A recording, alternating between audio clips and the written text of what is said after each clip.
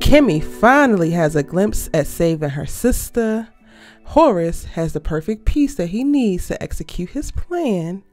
And Mallory saves Roy's life, but definitely not for love. What's good, y'all? It's your sister Erica Vane coming to you right here on Erica Vane TV with another Beauty in Black video. If you're new here, hit that subscribe button and turn on your bell notifications so you don't miss out on any of my Beauty in the Black conversations as I break down every single episode from the season. This is the breakdown for season 1, episode number 13. Y'all, we are finally getting somewhere. We getting characters that need to talk to one another, child. We are getting answers. We are getting direction. We are getting additional plans. We got eyes on Sylvie. I repeat, we have eyes on Sylvie. It was one of the best episodes, I think, this season.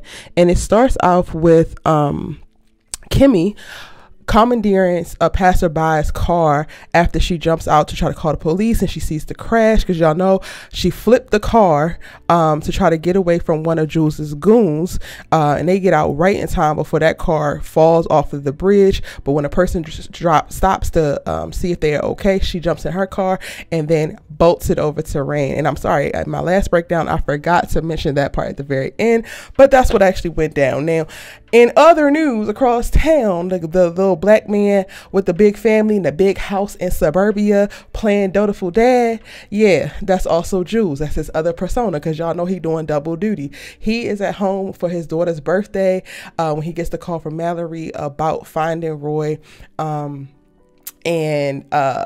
needed to get him to the hospital, but needed to keep it quiet because of shares, yada, yada, yada, yada. This pulls Jules back into action because he was at home enjoying his leisure time, taking phone calls, with Kimmie here, Mallory there. But now he got to get back in the game. He tells his family goodbye. And it's so interesting to see the juxtaposition of how he is with his wife and daughter versus how he is navigating this criminal enterprise that he has built off of the back of being a dirty cop and aligning with Norman. Child, a mess. But let's talk about Mallory. Mallory is going to protect the investment at all costs. When they find Roy sprawled out on a balcony below, because ding dong, the Roy is not dead, and I was rejoicing about it. I was so happy about it, only for Tyler Perry to do what Tyler Perry be doing, which is not kill characters. Sir, sometimes they actually got to die.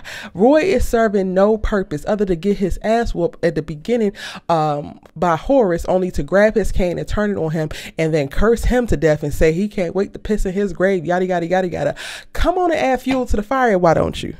Now, what I don't understand is when Kimmie revealed to Horace that she actually killed Roy and pushed him out the window thinking that she had done so, he seemingly got sad. And then when he finds out that his son is not actually dead, he tells her, if you're going to kill somebody, make sure that you actually kill them. They got to be dead. And then don't cop to it. Sir, did you want your son dead or not? And this is all before you go in to confront him about his bullshit. And while he's confronting him about his bullshit, we also get a backstory on Roy. Roy has tried to commit suicide multiple times throughout his younger years, multiple times throughout his adolescence. And we ain't gonna blame no children around here. So Horace, what was y'all doing in that household that boy wanted to backspace and delete himself from this world multiple years running throughout his adolescence? And why did we never get him help? And then we wonder why he is a degenerate adult when he was a struggling, depressed, backspace potential deleting child. Yeah, now I'm really looking at you sideways. I ain't giving Roy no real sympathy for real in his big age, but I am looking at y'all sideways. I'm looking at Olivia sideways. I'm looking at Horace sideways, because there's no way in HE double hockey sticks that my son will be trying to delete himself at 11, delete himself at 12, delete himself at 13, amongst all the other years that you mentioned. And I ain't going to do nothing to try to help him. I ain't going to move mountains to try to get him the psychological help that he actually needs and set him up for success. Not hand him over millions of dollars and the keys to the world and allow him to drink and drug himself out of everything that he is due by being my son. Yeah. So they're basically at a little Cold War. Roy can't wait for his daddy to die, and it seems like the daddy can't wait for him to die. Not both of the daggone sons having attempts on their lives within a 48-hour period. It's giving y'all need to go ahead and make a turn for the better, but they won't. Also, what went down in this episode, Angel finds Sylvie at the club, one of the dancers, is actually taking her somewhere, and he intercepts, basically acts like he's going to do untoward things to her. So she's like, girl, okay, fine. She drugged up anyway, cool. And he stashes her in the closet. Now at the time, he can't get in touch with Kimmie because she lost her phone when the car flipped, yada. But by the time she gets Rain's phone, she's able to check in and find out, and then she bolts. Now, I don't know what this is going to mean for her and Horace, because Horace told her to stay it's right there.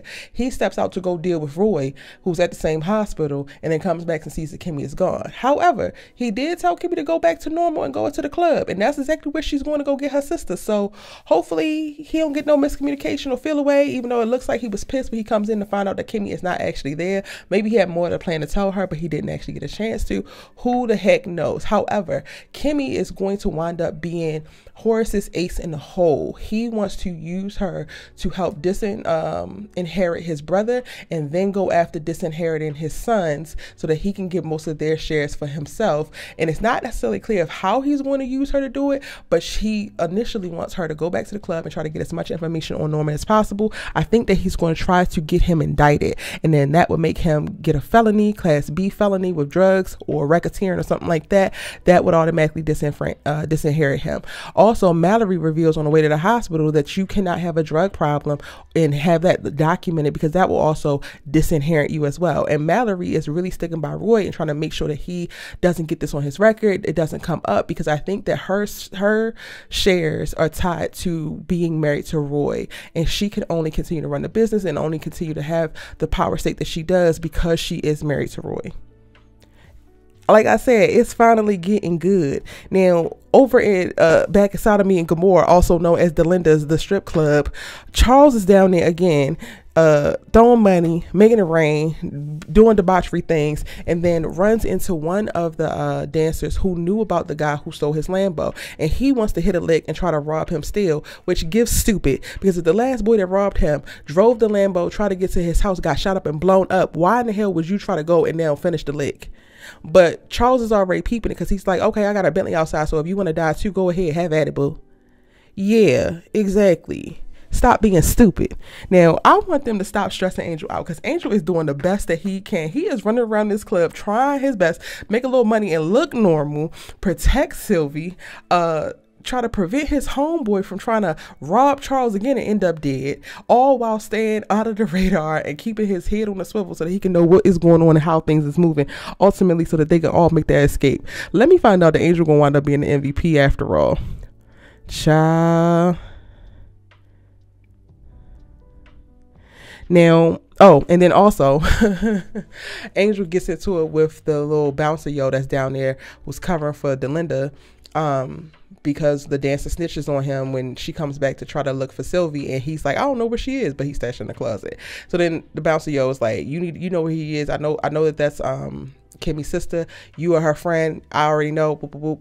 And then old boy that Kimmie flipped the car with, that goon, he shows back up to break it up and lets Angel go. And I'm just like, so all it took for Kimmie to do was flip the car, and now you on her side? Like, because why are you helping? It feels like you would want revenge or something like that, but you know, who knows? I'm actually excited to get into this next episode, y'all. Because like I said, this episode was probably one of the best thus far this season. All right, it's your good sis, Let's Talk TV with. Drop your comments and your thoughts on this episode in the comment section down below, and I'm going to see you over in my next breakdown.